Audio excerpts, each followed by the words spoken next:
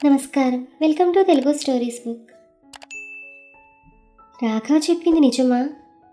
అప్పటికి 101 అనుకున్నాడు రాహుల్. తను గోదావరి ఒడ్డున ఉన్న మొగలి పొదల్లో పాములుంటాయని విన్నాడు.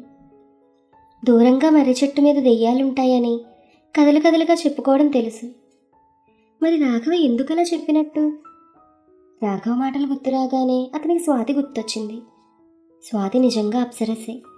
మీనా లాంటి కళ్ళు, ముద్దొచ్చే నుదురు, సంపెంగలాంటి ముక్కు, వీటికి న్యాయం చేస్తూ కవ్వించే దొండపండు లాంటి పెదవులు, శంఖంలాంటి మెడ, సన్నని నడుము, ఇలా శరీరంలో ఏ పాటు చూసినా పర్ఫెక్ట్ ఫిగర్ అనిపించేలా ఉంటుంది. నిజంగా తను చాలా అదృష్టవంతుడు. కానీ ఏదో అసంతృప్తి. మొదట్లో తమ కాపురం సాగడం లేదు. రాత్రి స్వాతి తన వంక చూసిన చూపు గుర్తుకొచ్చిన కొద్దీ కుచించుకుపోయాడు రాహుల్. ఎక్కడో తప్పు జరుగుతోంది. Something is missing. Car drive చేస్తూ ఆలోచిస్తున్నాడు. తలనొప్పి ఎక్కువగా ఉండడంతో ట్యాబ్లెట్ కోసం మెడికల్ షాప్ దగ్గర ఆగాడు. అక్కడే రాఘవ్ కనిపించాడు. మంచి హుషారుగా ఉన్నాడు. తనను చూసి ఆశ్చర్యపోయాడు. ఇద్దరికీ ఇంచుమించు ఒకేసారి పెళ్ళిళ్ళయ్యాయి. ఈ 5 ఏళ్లలో రాఘవ్ రెండోసారి తండ్రి కాబోతున్నాడు. రాహుల్ వాలకం చూసి అతని పరిస్థితి అంచనా వేసి రాఘవ బలవంతంగా కారణం చెప్పించుకున్నాడు. ఆ తర్వాత ప్రాబ్లంకి ఓ అద్భుతమైన సలహా పారేసి చక్కగా వెళ్ళిపోయాడు. రాహుల్ స్వాతి ప్రేమించి పెళ్లి చేసుకున్నారు. ఇద్దరు సాఫ్ట్వేర్ ఇంజనీర్స్. అయితే రాహుల్ వర్క్ చేసే కంపెనీలో మంచి హవాతో పాటు బాధ్యత గల పొజిషన్లో ఉన్నాడు. ఉదయం ఇద్దరు బ్రేక్ఫాస్ట్ చేసి ఆఫీసులకు వెళ్ళిపోతారు. సాయంత్రం 6:30-7 గంటలకు స్వాతి ఇంటికి వస్తుంది. కానీ రాహుల్కి మాత్రం చాలా ఆలస్యం అవుతుంది. అతని కోసం మొదట్లో ఓపికగా ఎదురు చూసే స్వాతి ఏ అర్ధరాత్రో అపరాత్రో వస్తుంటే ఇంక పట్టించుకోవడం మానేసింది. తన టైంకి భోంచేసి మంచం ఎక్కేస్తుంది. ఆదివారాలు అతను మీటింగ్లోనో ఆఫీస్ వర్క్ ఉందనో వెళ్ళిపోవడం ఆమెలో మరింత నిర్లిప్తత చోటు చేసుకుంది. పెళ్ళై 5 ఏళ్లైనా పిల్లలు పుట్టకపోవడంతో ఆమెలో అతనంటే నిరాశ ఎక్కువైంది. ఎప్పుడైనా రాహుల్ మంచి మూడ్లో ఉన్నప్పుడు స్వాతిని దగ్గరే తీసుకుంటే అప్పుడే ఏదో ఒక ఫోన్ రావడం, లేదా అతనికి చేయబోయే ప్రాజెక్ట్ గుర్తొచ్చి నీరు కారిపోవడం జరగడం. దాంతో స్వాతికి అసంతృప్తి. చదువుకున్నది కనుక మాటలతో బాధించకపోయినా తన వైపు నిరసనగా చూసే ఆమె చూపులు అతని హృదయానికి సోలాల్లా గుచ్చుకుంటాయి. తను అసలు మగాడేనా అన్న ఆలోచన వస్తోంది. చివరికి ఆఫీస్ వర్క్ మీద కూడా కాన్సన్ట్రేట్ చేయలేకపోతున్నాడు. సరిగ్గా అదే టైంలో రాఘవ కనిపించడం, ఓ తరుణోపాయం చెప్పడం జరిగింది. వాడికే హ్యాపీగా బ్యాంక్ ఉద్యోగం, పిల్లల కోసం ఉద్యోగం మానేసిన భార్య అనుకున్నాడు రాహుల్. తనకి చదువు ఉద్యోగం శాపంలా కనిపిస్తుంటే. రాఘవ చెప్పింది విన్నాక అతనికి ఆశ కలిగింది. ఎలానూ తను ఊరెళ్ళి 3 ఏళ్ళు దాటుతోంది. స్వాతిని తీసుకుని ఊరెళ్ళాలనుకున్నాడు. ఉన్నట్లుండి ప్రయాణం ఏంటి? స్వాతి విసుగ్గా అడిగింది. చెబితే కానీ రావా? మరింత విసుక్కున్నాడు రాహుల్. స్వాతికి ఆర్గ్యుమెంట్స్ ఇష్టం ఉండవు. భర్త విసుగ్గా ఉంటే తను క్వైట్ అయిపోతుంది. మరి నాకు 2 రోజుల కన్నా సెలవు ఇవ్వరు అంది స్వాతి. అయితే ఉద్యోగం మానే కోపంగా అన్నాడు రాహుల్. చూస్తూ 20,000 పోగొట్టుకోవడం స్వాతికి ఇష్టం లేదు. అందుకే ప్రయాణానికి కావాల్సిన ఏర్పాట్లు చకచకా చేసేసింది. రాహుల్కి మాత్రం చాలా టెన్షన్గా ఉంది. తను ఎందుకు సడన్గా ఊరెళ్తున్నాడో చెప్పాలనున్నా తప్పుగా అనుకుంటుందేమో అన్న భయం. ఒక్కడే వెళ్తే అమ్మ నాన్న అడిగే 190 ప్రశ్నలను తను తట్టుకోలేడు. అందుకే స్వాతితో కూడా ప్రయాణం పెట్టుకున్నాడు. రాజమండ్రిలో ట్రైన్ దిగి తమ ఊరెళ్ళే బస్సు ఎక్కారు ఇద్దరు. చల్లటి గాలి, పచ్చని పైరు మీద నుంచి వచ్చే గాలి బస్సు కిటికీ గుండా మొహాన్ని తగులుతుంటే స్వాతికి ఏదో ప్రశాంతత, హాయి కలిగాయి. కానీ రాహుల్లో మాత్రం ఏదో భావసంచలనం, అనీజీనెస్. సీట్ మీద వెనక్కావాలి కళ్ళు మూసుకున్నాడు రాహుల్. మగతగా నిద్ర పట్టింది. ఆ నిద్రలో నడుస్తూ కవ్విస్తున్నట్టుగా కనిపించింది. ఆమె తల మీదుగా వేసుకున్న సన్నటి జలతారులోంచి ఆమె మోము అందాలు లీలగా కనిపిస్తున్నాయి. తామర తూడల్లాంటి చేతులు, బలంగా ఉన్న ఊరుగులు ఆమె ధరించిన పలుచని వస్త్రాలు గుండా కనువిందు చేస్తున్నాయి. రాహుల్కి ఒళ్ళంతా వేడెక్కింది. మనసంతా ఆమెను అందుకోవాలన్న వాంఛ. నిజంగా ఆమెతో ఒక్కసారి గడిపితే తన భార్యకి గర్భం వస్తుందా? రాఘవ్ చెప్పింది నిజమేనా? మగతగా నిద్రలేలా ఆలోచిస్తున్నాడు. వెన్నెల్లో కిన్నెరసాని పొందు కోసం. తండ్రి కాలేని వాళ్ళంతా పాటలు పడతారంట. రాఘవ్కి ఈ విషయం ఎలా తెలుసో? అతని కలతనిద్ర చెడగొడుతూ బస్సు వచ్చి బస్టాండ్లో ఆగింది. ఏంటండి ఆ పగటి కళ్ళు అంటూ తట్టు లేపింది స్వాతి. చెప్పా పెట్టకుండా వచ్చిన కోడల్ని కొడుకుని చూసి తెగ సంబరపడ్డారు రాఘవయ్య శాంతమ్మలు. ఆ రోజు కార్తీక పౌర్ణమి కావడంతో ఇల్లంతా హడావిడిగా ఉంది. స్వాతి చేత కూడా పూజ చేయించింది శాంతమ్మ. సాయంత్రం చీకటి పడగానే కోవిలి దగ్గర ఏర్లో దీపాలు అరటి తొప్పల్లో పెట్టి వదిలారు అత్తాకోడళ్ళు.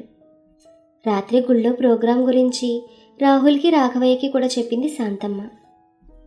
అమ్మయ్య, రాత్రికి స్వాతి అమ్మతో వెళ్తోంది. తన సంశయం లేకుండా గోదావరి ఒడ్డుకు వెళ్ళొచ్చు. ఊపిరి పీల్చుకున్నాడు రాహుల్. పౌర్ణమి, ఊరి చివరగా ఉన్న కొబ్బరి తోట, ఆ పక్కగా గోదావరి గలగలలు. తను పుట్టి పెరిగిన ఊరే అయినా ఆ రోజు వాతావరణం వింతగా ఉంది. చలిగాలి వీస్తున్నా అతనిలో కలిగే ఎక్సైట్మెంట్ అతని వెచ్చబరుస్తోంది.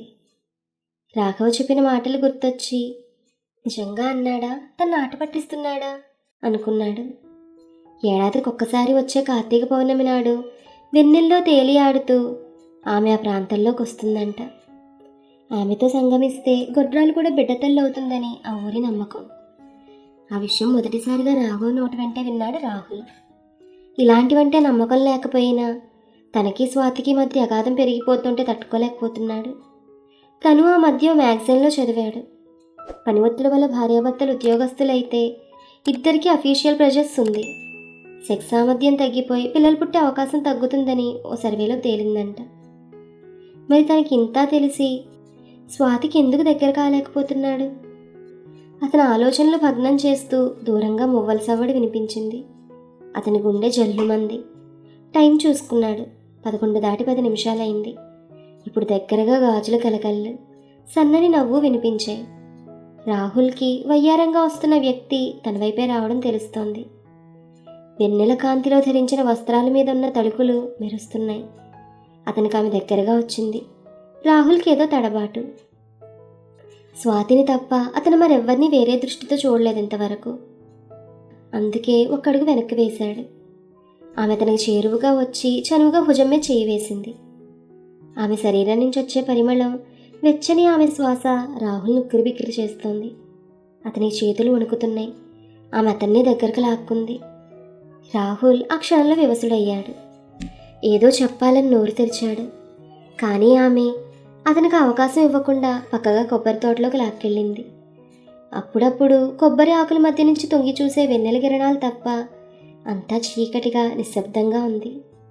ఆ కాస్త వెన్నెల్లోనే ఆ మందాలు తిలకించాలనుకున్నాడు. కానీ అవకాశం లేకుండా పోయింది. అతనికి ఆమె చెవిదిద్దుల తాలూకా హృదయాకారంలో రాళ్ళు వజ్రాలు మాత్రం మెరుస్తూ కనిపించాయి. ఆమె తను బలంగా వాటేసుకుంది. వెన్నెల్లో మెత్తగా ఉన్న ఆమె మేని అతనిలో ఆవేశం రగిలిపోయేలా చేస్తోంది. ఆమె మెడవంపులో మొదలుపెట్టిన ముద్దుల యాత్ర పాదాల వరకు సాగింది. మెత్తని ఇసుక తిన్నే వాళ్ళకు పట్టుపాన్ పోయింది. వారిలో రగులుతున్న కోరికల సెగలు చలికి మరింత నెట్టేశాయి. ఇద్దరి మధ్య దూరం పూర్తిగా తరిగిపోయింది. పరవశం, మోహం, ఆర్తి అన్నీ కలిసి ఇద్దరు ఒక్కటిగా మారిపోయారు. ఓసారి కిన్నెరసాని పాన్పు అయితే కొద్దిసేపట్లో రాహుల్ పాన్పుగా మారుతున్నాడు. ఆమె నుంచి వెలువడుతున్న నిట్టూర్పులు తను వదలకుండా పట్టు బిగిస్తున్న తీరు రాహుల్ని మరింతగా రెచ్చగొట్టాయి. అతను 3 గంటల పాటు అచ్చమైన మగాళ్ళ శృంగార కాశ్మీరాన్ని నేలాడు. ఆ దృశ్యాన్ని వెన్నెల కూడా దొంగచాటుగా చూడాల్సి వచ్చింది. ఆ జంట అలసి సొలసి నిద్రలోకి జారుకున్నారు. రాహుల్కి మెలక వచ్చి చూసేసరికి అప్పుడే తెల్లారుతుంది. కానీ అక్కడెవ్వరూ కనిపించలేదు. నింపాతిగా గోదావరి పారే చప్పుడు తప్ప ఏ అలికిడి లేదు. రాహుల్ లేచి బట్టలు సర్దుకుని ఒంటికున్న దుమ్ము దులుపుకుని వడివడిగా ఇంటివైపు నడిచాడు. స్వాతికి 7వ నెలలో శ్రీమంతం చేస్తుంటే రాహుల్కి ఏదో తెలియని ఆనందం, తండ్రిని అవుతున్నా అన్న గర్వం కలిగింది. అప్పటికే ఆమె చేత బలవంతంగా జాబ్ రిజైన్ చేయించాడు. తను కూడా ఆఫీస్ వర్క్ అంటూ అర్ధరాత్రి అపరాత్రి కాకుండా త్వరగా వస్తున్నాడు. భర్తలో వచ్చిన మార్పుకు మురిసిపోయింది స్వాతి. ఎన్నోసార్లు కారణం కూడా అడిగింది. కానీ పాపం రాహుల్ ఏం చేస్తాడు? ఏదో తడబాటు, గిల్టీ ఫీలింగ్ కలిగేది. మాట దాటేసేవాడు. స్వాతి కూతురు పుట్టింది. రాహుల్ ఆనందానికి అవధుల్లేవు. అప్పటికప్పుడే ఆఫీస్లో అందరికీ ఐస్ క్రీమ్ పార్టీ ఇచ్చాడు. ఓ వారం సెలవు పెట్టి స్వాతి వాళ్ళ ఇంటికి బయలుదేరాడు. స్వాతి పక్కన ఒదిగి పడుకున్న బుజ్జి పాపయ్యని చూసి తెగ ముచ్చటపడ్డాడు. ఈ బుజ్జి స్వాతికి ఏం పేరు పెడదాం అన్నాడు మురిపెంగా భార్యతో. కిన్నెర బాగుంటుంది కదూ అంది స్వాతి. అంతే, ఒక్కసారిగా ఉలిక్కిపడ్డాడు రాహుల్. నామకరణం రోజు బియ్యంలో కిన్నెర అని పేరు రాస్తుంటే రాహుల్ చేతులు ఒక క్షణం వణికాయి. అతనిలో మార్పు గమనించి రాఘవ భార్య స్వాతిని చూసి నవ్వింది. రాహుల్ వర్కహాలిక్ అనే విషయం తెలిసిన రాఘవ కావాలనే కట్టుకథ చెప్పాడు. భార్యాభర్తలిద్దరూ ఇప్పుడు ఉద్యోగం, సంపాదన, సేవింగ్స్ అంటూ మెకానికల్గా అయిపోయి వారు ఆనందంగా అనుభవించాల్సిన కాలాన్ని వృధా చేస్తున్నారన్న విషయం గ్రహించాడు. ఈ విషయాన్ని అంతగా పట్టించుకొని రాహుల్ లాంటి వాళ్లకు రాఘవ లాంటి వాళ్ళు ఇలాంటి సహాయమే చేయాలి. అందుకే రాఘవ అతని భార్య కలిసి స్వాతిని ఒప్పించి కిన్నెరసాని వేషం వేయించారు. రాహుల్ పురోహితుడు చెప్పినట్టు చేశాక తలెత్తి భార్య వంక చూశాడు. స్వాతి అతన్ని చూసి చిన్నగా నవ్వింది. తళుక్కున మెరిసిన ఆమె పలువరస, ఆమె చిరుదిద్దులో ఉన్న వజ్రాల మెరుపుతో పోటీపడ్డాయి. ఒక క్షణం పాటు అతనికి లీలగా ఏదో గుర్తొచ్చింది. వెన్నెల వెలుగులో కిన్నెరసాని పెట్టుకున్న హృదయాకారంలో ఉన్న వజ్రాల దిద్దుల మెరుపులు అతనికి బాగా గుర్తున్నాయి. అంటే స్వాతికి నిజం తెలిసిందా, లేక స్వాతి తను నాటు పట్టిస్తోందా అంటూ అతని మనసులో 1,00,000 ప్రశ్నలు. కానీ స్వాతి మాత్రం ఏమి ఎరుగని దానిలా చిన్నారిని ఆడించడంలో మునిగిపోయింది. ఈ కథ మీకు నచ్చితే please like, share and subscribe to our Telugu stories book. Thank you.